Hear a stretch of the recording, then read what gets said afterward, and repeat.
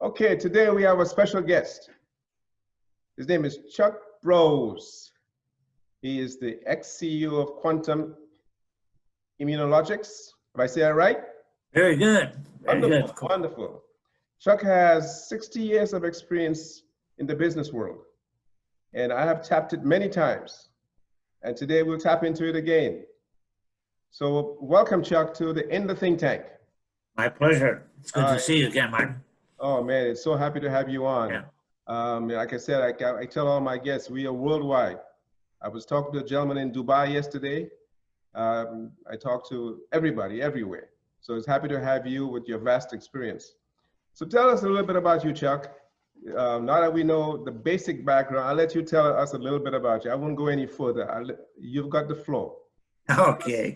Well, my background is, like so many people in business, is more diversified because I've been in corporate reengineering, which is a fancy term for turnaround companies. I started that in the industry of healthcare, so I have almost 60 years in the field of healthcare, but also in every industry. Background is mostly started out in corporate reengineering, multiple location developments. I started out in the field of healthcare, fitness world, and I did work with built Jack Lane European house spas all over the United States. And I built Figure Magic throughout the United States and Canada. And in that process, I started dealing with doctors and healthcare and hospitals. And then I started dealing with major insurance companies. I built the first national electronic, now what we call today telemedicine. We built the first national network linking all healthcare providers and all providers of services to healthcare on a national network. That allowed me to go to every state in the United States, every major city, all the 10 provinces of Canada, and then, of course, a lot of in Europe and South America and Central America. The vast amount of experience, because I dealt with all applications of it, from franchising to development to re-engineering to a lot of companies that unfortunately were in bankruptcy. So I've dealt with probably over 250 companies in bankruptcy. Wow. Many of them I've had to take out of bankruptcy successfully, and others I had to be acquired out of bankruptcy, and others we had to just liquidate the assets. So let me ask you. So you call that corporate re-engineering, right? It's a fancy term for turnarounds. For turnarounds, okay. Yeah. You went, if I can hear you right, you go in there, you take over the company, you fire everybody, you recapitalize it, you run it, you take a little piece of the action, and you put it back on the, and you make it, you bring it back alive. Basically, that's correct. Generally, my clients have been investors. Let's say a company is a publicly owned company and have been financed by some major Wall Street, and the company is now in trouble and bankruptcy. They're not equipped to handle that. They lose it. They just write it off.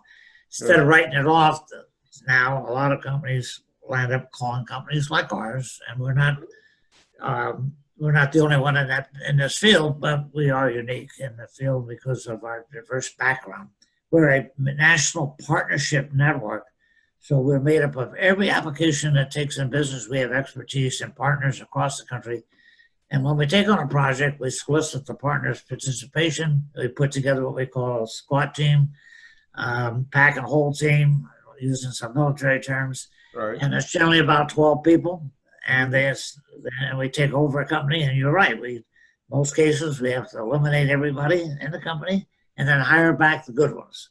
And so that eliminates people telling you that isn't the way we do it here. Well, yes, it is, because you no longer work for that company. Right. You now work for us, and then the ones that don't qualify for that, we help them find work someplace else. The companies are all types of companies, but probably over 50% of them are in the field of healthcare, which is the largest industry in the United States, if not the world. And we've dealt with everything from government, insurance companies, doctors, hospitals, clinics, ambulance, everything you can imagine we've dealt with. And then we also land up dealing with the positive side of those companies, because now we got to either find what we call the pony in the pile and re-engineer that company. Sometimes the company is not even what it looked like. Even the name gets changed. but Wow. we protect the investors that brought us in, and we land up going at risk with them, meaning we take a part of that company, we put our own money in it, or we bring in capital, we turn it around depending on the deal we make with the investors, take it public, do secondary public offerings. So we deal with it from, let's say it's a company that could be franchised. We'll end up franchising it. We've probably done 70 or 80, 90 companies in the franchise world. So our today's market is no different than yesterday's market. It's just a different set of problems that we've dealt with in the past that have to be re-engineered to the modern day method of what is currently available to us, such as we have now the internet. When I first started, there was no internet. We had a telephone. Like you said in one of your great presentations, we started with, before G1. One G. we started with a piece of paper and a pen, right, and a notepad. Now, of course, we have G5, and we got our 5G. Right. And so we have a modern day approach to a modern day set of problems, but we really don't deal with it from a problem standpoint. We look at where is the pony in the pile, where's the good, and there's good in everything. Good. I remember you. You and I have gone through extensive conversations about business. I picked your brain many a time. Like I've always said to you, I wish I can take a copper wire from my brain to yours and take all of that knowledge. Because I think we have that. I know. You also said to me one time that whenever you when you did most of your companies, when you had them, you would try to do more than one at a time. You would do probably 10 at a time, 16 at a time, instead of just doing one at a time. You capture the marketing for 16 in one commercial package. Tell us a little bit about that. Yeah, absolutely. A good example is that we were doing a project nationwide of a public company rollout in the field of healthcare, multiple location marketing of those companies, which was in this particular case, it was medical centers, preventive medical centers. And we ascertained that we needed to be in all 50 states. We needed multiple locations per market. So when using that as an example, we went into Dallas, a very large market. Right. Dallas and Fort Worth. We opened up 17 locations in one day. Wow. I remember that. A lot of work. I always remember that. Yeah, there's a lot of work behind the scenes. Right. As an example, when we opened up those 17 locations, we had a staff of over 100 people being trained, set up in hotels, ready to go. All the site work was done. All the physical leasing of the buildings were done. All of the furniture, equipment, and training was done. All the marketing and advertising was set up to go. So on a Monday morning, the lights went on, 17 locations, and the world of Dallas Fort Worth knew we were there. That, of course, reduced the cost. If you opened them up one or two at a time, you would have been a lot more expensive and a lot less revenues. So, but also a lot more capital and a lot more experience required too. So, but that's been the success of our group, because we've been able to go at risk and shared risk with the investors and partners. And so it'll give you a good example, Martin. We had one opportunity that was rolling, that was all of a sudden came into a situation that changed the entire scheme of the industry based on federal laws that were just came out. Right. We had to re-engineer that company while we were just completing the first re-engineering. Wow. So in the process of doing that, we were able to look where the pony was in the pile. Instead of looking at, we got to shut this thing down and we got to have these problems, we didn't. We just modified to go with the flow. And we actually gained over our original model. Our investment values were better. And if we would not have looked at it that way, we would have missed that opportunity. Wow. Okay. We would have lost a lot of money. So we don't ever take anything with a negative application. We look for the pony in the pile. The pony in the pile, exactly. Now, there's a term that you always said to me. I forgot the name now, but you made the parallel equation where, for example, the NFL and the NBA. What kind of markets did you call these again? Okay, yeah, the marketing service area, or MSA. That's right, MSA. Yeah, the Marketing MSA, Service the Area. market service area is the media area. In other words, if you look at using your example that you recall, the NFL, the National Right, Football League, well, they have, if you analyze that in any given town, if you took the Dallas Cowboys, you want right. to know where is their market, and you want to find out. Same thing about a business. If the business is marketing that company Mm-hmm. to the public, you need to know that MSA very well. Right, And you need to know how to maximize your market. That's how, for example, with the Dallas model that I was telling you about with the right, 17 locations, that right. was in a big MSA. Yeah, And yeah. there's multiple millions of people within that area. Mm-hmm. So any television that turned on basically covered that. If you looked at Dallas, it was the Dallas football. If Right, you looked at the next team over, it would have been Kansas City. right. And so that's a whole different market. So you don't market Mm. Kansas City for Dallas. So it's very simple when you analyze it, but Mm-hmm. it is very complicated when you do it. Right, right. It's you have a lot of issues in dealing with that. But if you understand the MSA, your success rate is going to be much higher for your capital that you're investing in that project. Well, I guess that's why all the NBA, the NFL, the hockey league, the baseball league, all of these they go in MSA markets where they know they have a strategic amount of clientele that they know they will get. And I always Absolutely. remember that you always said MSAs. If you want to go big, follow the MSA market Yeah. service. Make sure that you stay within your MSA. You might have multiple MSAs, but each one's a separate market. Right. And you don't try to cross over your marketing because there are different folks doing different things, and you need to make sure that you're involved with it. The same thing is true opening up a franchise. Right.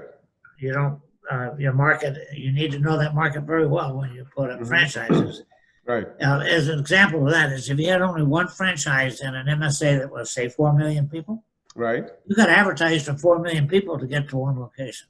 Wow. It doesn't make sense. It makes You sense. can't afford it. Right. And so if you open one location and then you say, well, as soon as I can afford it, I'll open two, Mm-hmm. you're going to lose a lot of money until you get to Wow. big enough to support that MSA. That makes a lot of sense. Wow, that's valuable data. That is 60 years of experience, buddy.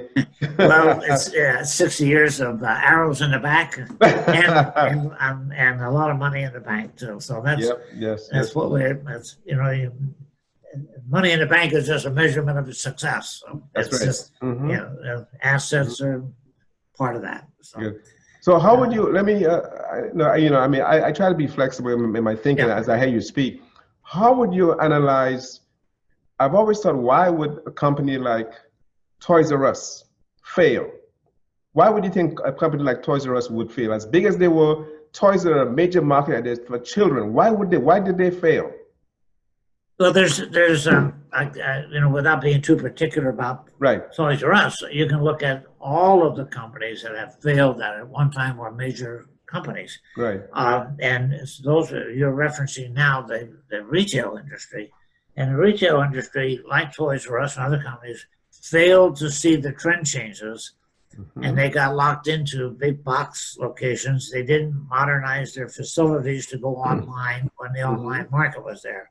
A good example is it used to be you could rent a video and take the video home and watch it. That was a big Blockbusters, for example. And the owners of Blockbuster knew way ahead of time whether the market was going to change.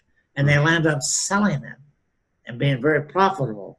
And the new owners are the ones that had to deal with the fact that that was an industry that was going to change and change rapidly. And they were going to be stuck with a lot of brick and mortar. They were slow to react. It's one of my speeches. Yeah. They were And slow to react. so what happens is they're stuck.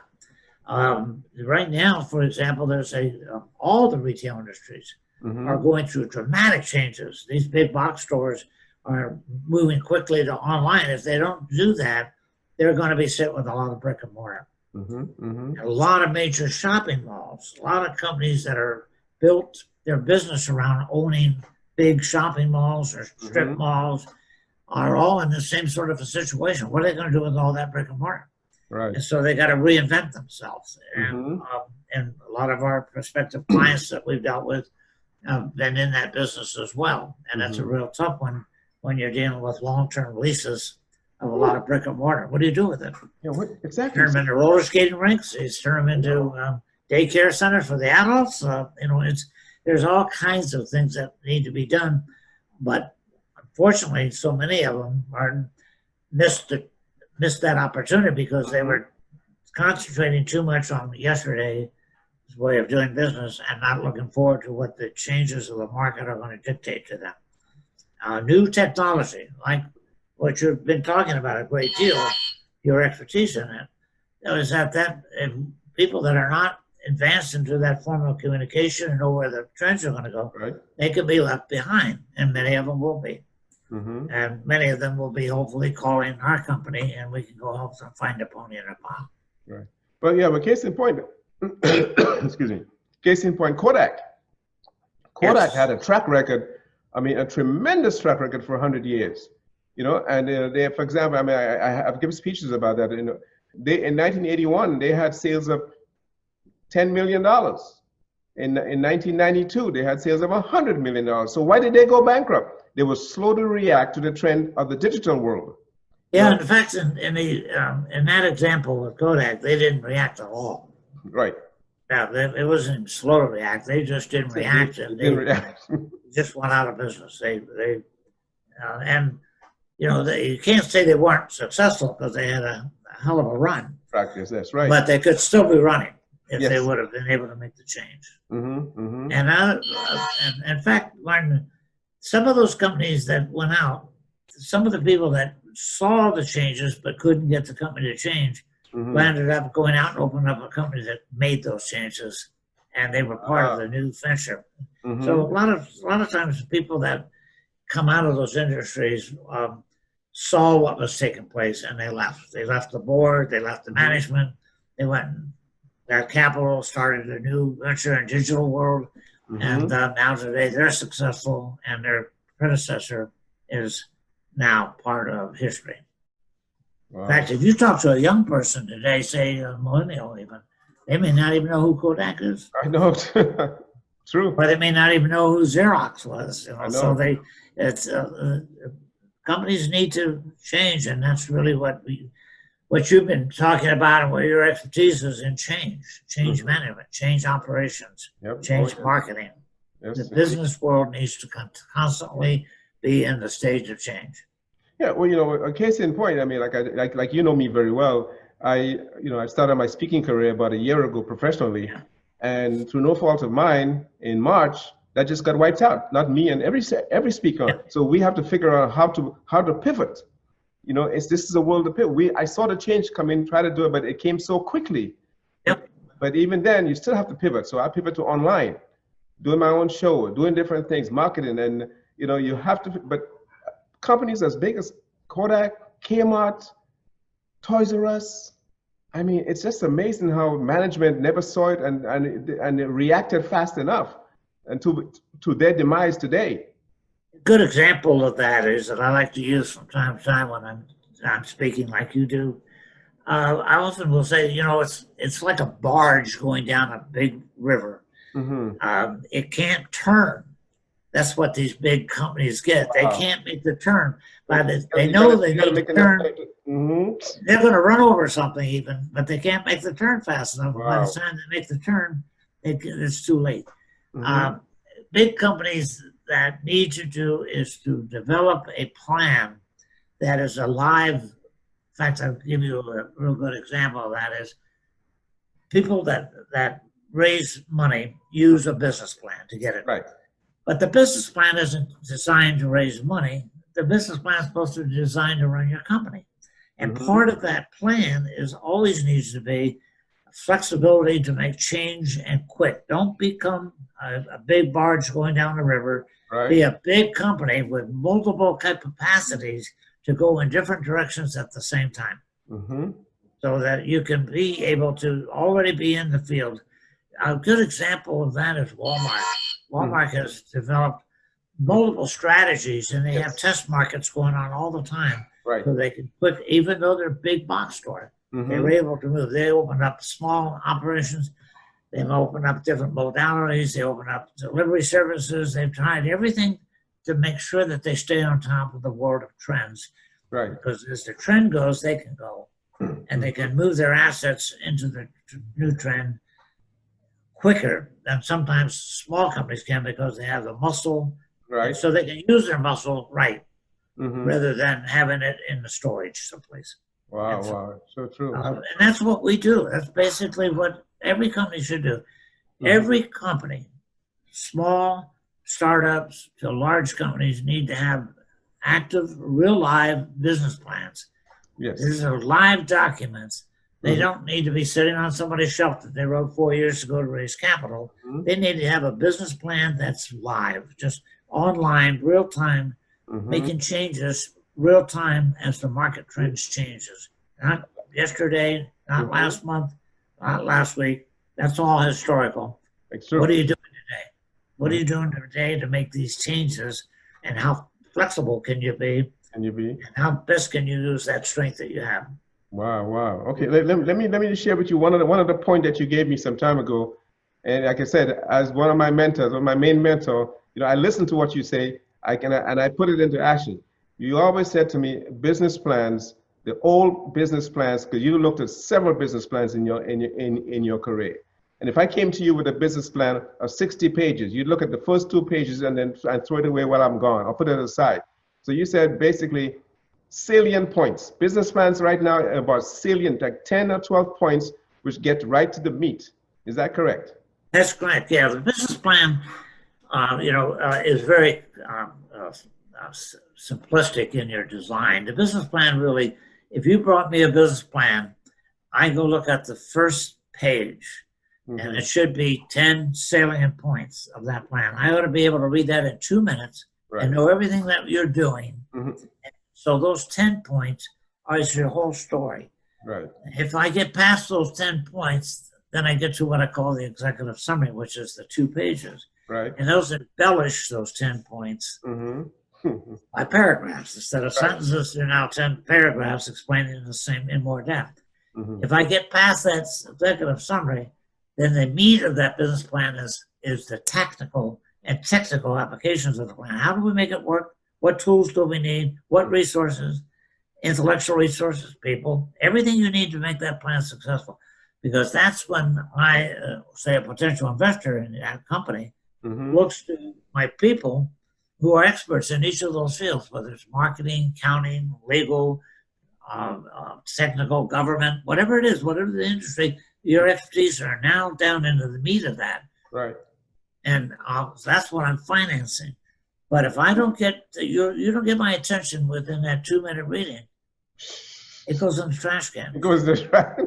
I always remember that. I can't begin to tell you. I probably in my heyday of doing all this, I probably would average about 100 business plans a month that Wow. I'd be reviewing, Mm-hmm. and probably over 70% of them made it to the trash can Mm-hmm. Mm-hmm. because it was outdated. Right. The plan was 2 years old. It Mhm. it wasn't on point. They lost my attention real quick. And if I don't have my attention, no one else in the organization will either. Right. So it doesn't go anywhere. You don't want to waste your time. You don't want to waste a person's time. You want to send them a thank you but no thank you letter. That is so. I remember a lot of stuff you told me. Trust me, you know that. Go ahead. You've been applying a lot of what I told you, but I apply a lot of what you've taught me too. We both learn from each other. I've been a good student. Trust me, I've been a very good student. You've been a good teacher. So let me ask you now, in these current times, what advice would you give to young entrepreneurs or just entrepreneurs in general like myself around the world who are struggling? I mean, I spoke to a gentleman in Dubai yesterday, and he has a marketing and advertising company in Dubai. And he said, Dubai is stable, but we have the same problems we have. We have shutdowns. And it's an uncertain time. So what advice would you give us anywhere in the world about how do we maneuver? There are a couple, numerous things, but there are a couple points right off the top of my head, Martin, that are applicable. One is that too many organizations that are in this environment are dealing with it as a negative rather than a positive. Mm-hmm. You got to find a pony in the pile. This is no different just because we're going through some really tough times. Mhm. Where there are tough times, there are great opportunities. Right. And you can't find those opportunities if you go in it with a negative, I Mhm. got a negative problem to deal with. You don't. You got to go in and say, this is an opportunity. Let me give you a really good example of that. In the Mhm. field of healthcare, the Right. whole healthcare industry has been impacted dramatically by this.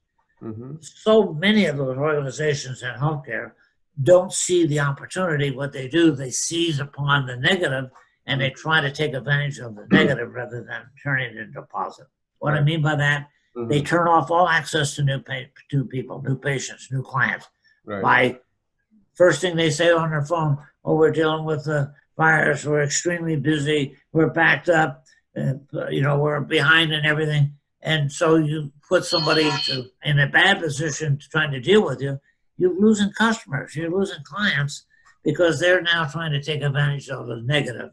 Right. They're trying to take advantage of what maybe the government might do for them, or they're trying to take advantage of laying off a lot of people and only working with a half a dozen people. Mhm. Even if they're only working with a half a dozen people, they need to have full communication availability to them. Right. Sorry, not the other way. Not turn your phones off, turn them on. That's right. Not turn your email off, turn it on. Come on. Not say that I'm behind 5 days and we can't get back to you because you're trying to act like. I mean, all the banks are doing the same thing. Mhm. All the lawyers are doing the same thing. They're talking to their clients and saying, a real person can't get back to you for a couple of weeks because we're dealing with this Right. problem, instead of taking advantage of it. Look for the pony in the pile. There's more ponies in the pile today than there was during good times. That's right. So look for it. You've done that very well. Mhm. You turned on the dime. You Mhm. went from losing your speaking engagement opportunities that you had a very successful career going, and you flipped it. You Right. pivoted. You turned it. Now you're doing great, and it's actually better than what you might have done before. Right. So you found the pony in the pile. Mhm. You didn't throw out the assets. You No. didn't waddle in the problem. You spent all your energy doing the solution. Right. And that's what everyone needs to do. That's what we do with our clients. We don't go in there and figure out how's the best way to get a few dollars out of the government or how to cut their costs or expenses down. That's just a normal thing you do. Right. Right. We go in there and say, how can we take advantage of this new opportunity that the world is bringing us? Right. Where's that pony? Find it. Good. Every opportunity Mhm. has a pony in the pile. Find it. Wow. Wow. Yeah, I wish a lot of people would take advice to that. Like I said, during this downtime for the last 3 months, I just basically educated myself. I taught myself how to edit. Now I edit my own programs. Right? I may not do it forever, but now I know how to do it. I know how to edit, how to cut, how to splice, intros, outros. I mean, I can tell you all about editing software, editing programs, just like what a television station does. One of the things that I told Jamie yesterday, that I had a deadline for my show, and the deadline was the 15th. The 15th came and gone on the 17th date, and 2 days later, I said, you know what? I have to go. Whether I like it or not, it's good enough. I will course correct as I go on. So that's what I did. So I committed and I went for it. And everyone that I've done, it has become progressively better because I jumped. No fear, just that I wanted to be so perfect, but I had to pivot quickly and make that move. Like I told you, I had that deadline and I passed the deadline, but it wasn't no more than 2 days. I just had to go for it. Well, you've heard me say this before too. You can't wait till all the lights turn green. You'll never That's go. right. So you go and you keep changing. You figure out a way to make the light turn green, Exactly. and you keep going. And then you get 2 greens, and then 10 green lights, and 20 green lights, and pretty soon you have a button that just turns the lights all green whenever you want to go. And so, anyway, it's come down to where when I start, I even like they do in television station, they always come and they powder your face up. That I forgot all of that. I did my research, so now before I do, I dab my face, make sure all these little nuances about production. You know when once the camera's on, you got to be correct. So great. Man, it's such a pleasure. It's such a pleasure always talking with you. Like I said, I've learned so much from you. And like you said to me, you're retired, but you're not retired, right? but no, it's just I'm like a ball player. I might retire from the From the big Dallas league, Cowboys or something, right? but I'm now playing for Tampa Bay Buccaneers. So, So yeah, no, you go where the next opportunity is that you want to go. That's the Right, beautiful part about what you're doing. right, You're right, doing what you want to do, right. not what you have to do. Know So what you have to do. and Yeah. you're doing it very well. And I will even say that I'm quite proud of you. So Good. keep it up, my friend. Appreciate it very much. Well, Chuck, it's been such a pleasure. I've looked forward to this interview. You were one of my top 10 people I wanted to talk to. And I got you in. So I'm proud you gave me the time. I wish you lots of health. I know as we grow older and the time goes, mother time goes on, but we just phone calls away. We just on internet is just a blip away. So anything I can do, please reach out to me. I'm always there. I know you're always there for me. So again, thank you for being with us today. And like I tell everyone, don't be just an ordinary person, be an extraordinary person.